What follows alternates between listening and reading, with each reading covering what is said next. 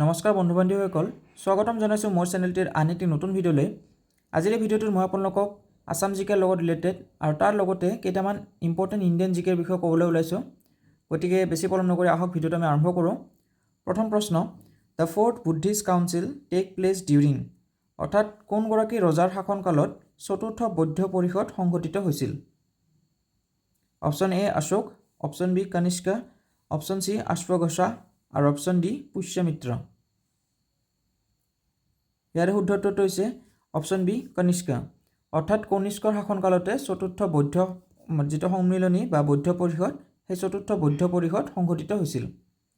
Next question, first Indian news paper Bengal Gazette found by, অৰ্থাৎ ভাৰতৰ প্ৰথম যিটো বাতৰি কাকত আছিল বেংগল গেজেট, সেই প্ৰথম বাতৰি কাকত বেংগল গেজেটৰ সম্পাদনা কোনে কৰিছিল? Option A Annie Besant, option B Aurobindo Ghosh, option C James A Hicky আৰু অপশ্যন ডি নাথান ব্ৰাউন। ইয়াৰে শুদ্ধ উত্তৰটো হৈছে option C James A Hicky বা জেমছ আগষ্টাছ হিক্কি। তেওঁ পোনপ্ৰথম যিটো ইণ্ডিয়ান নিউজ পেপাৰ আছিল বেংগল গেজেট, সেই বেংগল গেজেটৰ সম্পাদনা কৰিছিল। Next question, the Donyi Polo airport is located in, অৰ্থাৎ ডনি প'লো বিমানবন্দৰটো কোনখন ৰাজ্যত অৱস্থিত? Option A Arunachal Pradesh, option B Mizoram, option C Sikkim আৰু অপশ্যন ডি নাগালেণ্ড। ইয়াৰে শুদ্ধ উত্তৰটো হৈছে অপশ্যন এ অৰুণাচল প্ৰদেশ, অৰ্থাৎ অৰুণাচল প্ৰদেশত ডনি প'লো যিটো এয়াৰপৰ্ট আছে সেই ডনি প'লো বিমানবন্দৰটো অৱস্থিত। Next question, the Solung festival is celebrated in, অৰ্থাৎ চলুং যিটো উৎসৱ আছে সেই চলুং উৎসৱটো কোনটো ৰাজ্যত উদযাপন কৰা হয়? Option A Madhya Pradesh, option B Arunachal Pradesh, option C Andhra Pradesh আৰু অপশ্যন ডি উত্তৰ প্ৰদেশ। ইয়াৰে শুদ্ধ উত্তৰটো হৈছে অপশ্যন বি অৰুণাচল প্ৰদেশ, অৰ্থাৎ অৰুণাচল প্ৰদেশত হলুং উৎসৱটো উদযাপন কৰা হয়। নেক্সট কুৱেশ্যন, বিজয় ঘাট is situated on the bank of, অৰ্থাৎ বিজয় ঘাট যিটো আছে সেই বিজয় ঘাট কোন নদীৰ পাৰত অৱস্থিত? Option A Brahmaputra, option B Ganga, option C Sutlej আৰু অপশ্যন ডি যমুনা। ইয়াৰে শুদ্ধ উত্তৰটো হৈছে অপশ্যন ডি যমুনা, অৰ্থাৎ দিল্লীত থকা যমুনা নদীৰ পাৰত বিজয় ঘাট অৱস্থিত। আৰু এই বিজয় ঘাটটো লাল বাহাদুৰ শাস্ত্ৰীৰ মানে যিটো আমাৰ অন্তিম স্থান বা লাল বাহাদুৰ শাস্ত্ৰীৰ যিটো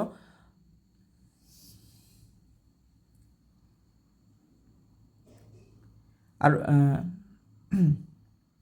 এই বিজয় ঘাট হৈছে লাল বাহাদুৰ শাস্ত্ৰীৰ যিটো অন্তিম স্থান বা যাক সমাধিক্ষেত্ৰ বুলি কোৱা হয় সেই সমাধিক্ষেত্ৰৰ নাম।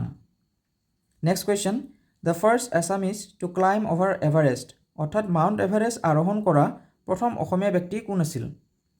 Option A Manas Deka, option B Tarun Saikia, option C Bidyut Bora আৰু অপশ্যন ডি অভিনন্দন বৰা। ইয়াৰে শুদ্ধ উত্তৰটো হৈছে অপশ্যন বি তৰুণ শইকীয়া, অৰ্থাৎ মাউণ্ট এভাৰেষ্ট আৰোহণ কৰা প্ৰথম অসমীয়া ব্যক্তিগৰাকীৰ নাম আছিল Tarun Saikia. Next question, the first foreign recipient of Bharat Ratna award is, অৰ্থাৎ ভাৰত ৰত্ন বঁটাপ্ৰাপ্ত প্ৰথম বিদেশী কোন আছিল? এই গোটেইবিলাক অপশ্যনত আপোনালোকে এনচাৰ দেখাই পাব, তো সেইকাৰণে এই প্ৰশ্নটোৰ উত্তৰ হ'ল খান আব্দুল গফুৰ খান, অৰ্থাৎ খান আব্দুল গফুৰ খান, যাক সীমান্ত গান্ধী নামেৰেও জনা যায়, তেওঁ আছিল ভাৰত ৰত্ন বঁটাপ্ৰাপ্ত প্ৰথমগৰাকী বিদেশী ব্যক্তি। Next question, who was the first chairman of Rajya Sabha, অৰ্থাৎ ৰাজ্যসভাৰ প্ৰথম অধ্যক্ষ কোন আছিল? ইয়াৰে শুদ্ধ উত্তৰটো হৈছে ডক্টৰ সৰ্বপল্লী ৰাধাকৃষ্ণন।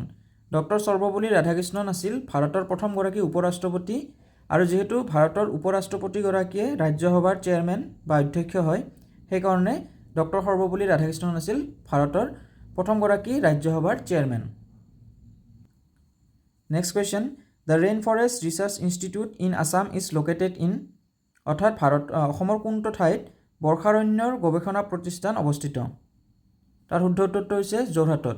যোৰহাটত অসমৰ বৰ্ষাৰণ্য গৱেষণা প্ৰতিষ্ঠান, যাক ৰেইন ফৰেষ্ট ৰিচাৰ্চ ইনষ্টিটিউট বুলি কোৱা হয়, সেই ৰেইন ফৰেষ্ট ৰিচাৰ্চ ইনষ্টিটিউটখন লোকেটেড বা অৱস্থিত।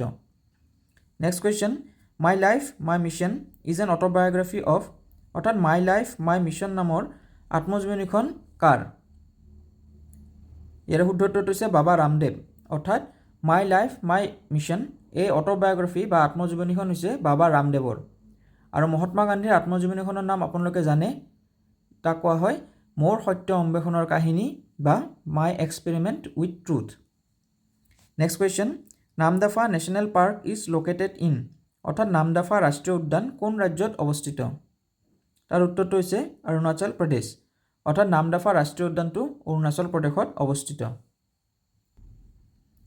Next question, who is the author of Vande Mataram, অৰ্থাৎ বন্দে মাতৰমৰ লিখক কোন? ইয়াৰে শুদ্ধ উত্তৰটো হৈছে নান অফ দ্য এবভ, কাৰণ আপোনালোকে সকলোৱে জানে যে ভাৰতৰ ৰাষ্ট্ৰীয় সংগীতটোৰ নাম হৈছে জনগণ মন, যাৰ ৰচনা কৰিছিল ৰবীন্দ্ৰনাথ টেগৰে, আৰু ভাৰতৰ ৰাষ্ট্ৰীয় গীতটোৰ নাম হৈছে বন্দে মাতৰম, যাৰ ৰচনা কৰিছিল বংকিম চন্দ্ৰ চেটাৰ্জীয়ে। যিহেতু ইয়াতে কোনো এটা অপশ্যন নাই, সেইকাৰণে ইয়াৰ শুদ্ধ উত্তৰ হৈছে none of the above. Next question, who led the Bardoli Satyagraha, অৰ্থাৎ বাৰদৌলি সত্যাগ্ৰহ আন্দোলনৰ নেতৃত্ব কোনে দিছিল? ইয়াৰে শুদ্ধ উত্তৰটো হৈছে বল্লভভাই পেটেল। চৰ্দাৰ বল্লভভাই পেটেলে বাৰদৌলি সত্যাগ্ৰহ আন্দোলনৰ নেতৃত্ব দিছিল, আৰু এই আন্দোলন চলি থকা সময়তে আন্দোলনকাৰীসকলে তেওঁক চৰ্দাৰ উপাধিটো প্ৰদান কৰিছিল। Next question, Castle is a term related to which sport, অৰ্থাৎ তলৰ কোনবিধ খেলৰ লগত কেচেল শব্দটো জড়িত? ইয়াৰে শুদ্ধ উত্তৰটো হৈছে চেছ বা দবা। দবা খেলৰ লগত কেচেল শব্দটো জড়িত। Next question, world diabetes day is observe on, অৰ্থাৎ বিশ্ব মধুমেহ দিৱস কোন তাৰিখে পালন কৰা হয়? তাৰ শুদ্ধ উত্তৰটো হৈছে 14 নৱেম্বৰ। প্ৰতি বছৰে 14 নৱেম্বৰ তাৰিখে বিশ্ব মধুমেহ দিৱস পালন কৰা হয়। Next question, the first book fair in Assam was held at, অৰ্থাৎ অসমত প্ৰথম গ্ৰন্থমেলা ক'ত অনুষ্ঠিত হৈছিল? ইয়াৰে শুদ্ধ উত্তৰটো হৈছে কামৰূপ। কামৰূপৰ গুৱাহাটীত অসমৰ প্ৰথমখন গ্ৰন্থমেলা অনুষ্ঠিত হৈছিল। Next question, what was the first capital of Chutiyas, অৰ্থাৎ চুতীয়া ৰাজ্যৰ প্ৰথম ৰাজধানী কি আছিল? ইয়াৰে শুদ্ধ উত্তৰটো হৈছে স্বৰ্ণগিৰি, অৰ্থাৎ চুতীয়াসকলৰ প্ৰথম ৰাজধানীৰ নাম আছিল স্বৰ্ণগিৰি, আৰু চুতীয়াসকলৰ দ্বিতীয় ৰাজধানীৰ নাম আছিল Ratnapur. Next question, which place is called Manchester of south India, অৰ্থাৎ দক্ষিণ ভাৰতৰ মানচেষ্টাৰ বুলি কোনখন ঠাইক জনা যায়? তাৰ শুদ্ধ উত্তৰটো হৈছে কোইম্বাটুৰ। কোইম্বাটুৰক দক্ষিণ ভাৰতৰ মানচেষ্টাৰ বুলিও জনা যায়, আৰু আমাৰ অসমৰ মানচেষ্টাৰ বুলি শুৱালকুছিক জনা যায়। Next question, what was the ancient name of Cachar, অৰ্থাৎ কাছাৰৰ প্ৰাচীন নাম কি আছিল? ইয়াৰে শুদ্ধ উত্তৰটো হৈছে হিড়িম্বা। কাছাৰৰ পুৰণি বা প্ৰাগৈতিহাসিক নামটো আছিল হিড়িম্বা। আৰু আজিৰ ভিডিঅ'ৰ অন্তিমটো প্ৰশ্ন, the last battle between Ahoms and Mughal fought in the year, অৰ্থাৎ আহোম আৰু মোগলৰ মাজত শেষৰ যুদ্ধখন কিমান চনত সংঘটিত হৈছিল? ইয়াৰে শুদ্ধ উত্তৰটো হৈছে 1682। 1682 চনত গদাধৰ সিংহৰ দিনত আহোম আৰু মোগলৰ মাজত শেষৰ যুদ্ধটো সংঘটিত হৈছিল, আৰু আহোম আৰু মোগলৰ মাজত প্ৰথম যুদ্ধটোৰ নাম আছিল ভৰালী, যিটো যুদ্ধ 1615 চনত সংঘটিত হৈছিল। গতিকে বন্ধুসকল, আজিলৈ ইমানেই। আশা কৰোঁ আপোনালোকে ভিডিঅ'টোৰ পৰা দুটামান বস্তু হ'লেও জানিব পাৰিছে। যদি ভিডিঅ'টো ভাল লাগে প্লিজ লাইক আৰু শ্বেয়াৰ কৰিব, আৰু আগলৈ এনেকুৱা ভিডিঅ' চাবৰ বাবে চেনেলটো ছাবস্ক্ৰাইব কৰি যাব। আজিলৈ ইমানেই, ধন্যবাদ।